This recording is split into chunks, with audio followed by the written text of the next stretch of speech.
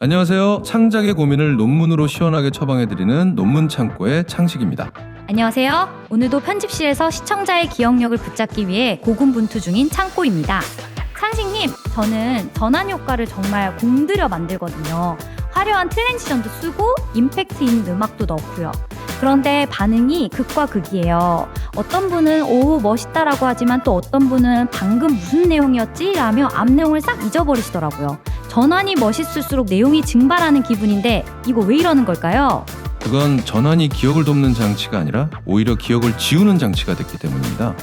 오늘도 잭스와 스왈로우의 2007년 논문 이벤트 세그먼테이션을 살펴볼게요. 이 논문의 핵심은 시청자가 영상 속 경계를 기준으로 기억을 정리한다는 겁니다. 경계요? 지난 화에서 나왔던 그 머릿속 경계 말씀이시죠? 맞습니다. 논문은 이 경계가 단순히 흐름이 끊기는 느낌을 넘어 우리 뇌가 정보를 저장할 때 사용하는 기준점이라고 설명해요. 뇌가 새로운 폴더를 만드는 지점인 거죠. 이 경계가 선명하면 앞선 내용이 머릿속에 착 정리되면서 다음 내용을 받아들일 준비가 되지만 경계가 애매하면 끝까지 봐도 남는 게 없게 됩니다. 전환을 멋있게 만드는 게 중요한 게 아니라 경계를 정확하게 그어주는 게 핵심이었네요. 정확합니다. 여기서 중요한 건 경계는 단순히 화면이 바뀐다고 생기지 않는다는 거예요.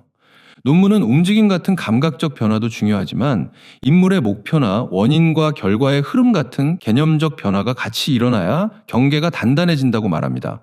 뇌가 하던 일이 끝났고 이제 다음 일이 시작되네라고 납득해야 기억의 기준점이 찍힌다는 거죠. 저는 전환을 단순히 분위기 띄우는 용도로만 썼는데 사실은 정리장치였던 거군요. 그렇죠. 정리가 되어야 다음 이야기가 들어갈 빈 공간이 생기거든요. 그럼 기억에 쏙 박히는 전환 설계 3단계 처방입니다. 첫째, 끝내기입니다. 전환을 넣기 직전에 이 덩어리의 목표가 끝났다는 신호를 확실히 주세요. 대사 한 줄이나 행동의 완료를 통해 시청자가 여기까지 한 달라 끝이라고 느끼게 만드는 겁니다. 둘째, 바뀌기입니다. 단순히 화면만 바꾸지 말고 개념을 함께 바꾸세요. 음악이 바뀔 때 인물의 목표도 함께 바뀌어야 뇌가 그 지점을 강력한 경계로 인식합니다. 전환은 화려한 기술이 아니라 과제의 전환이어야 해요.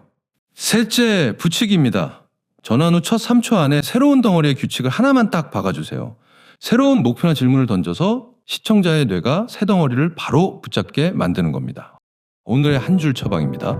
전환은 화려하게 하지 말고 시청자의 머릿속이 정리되게 하라.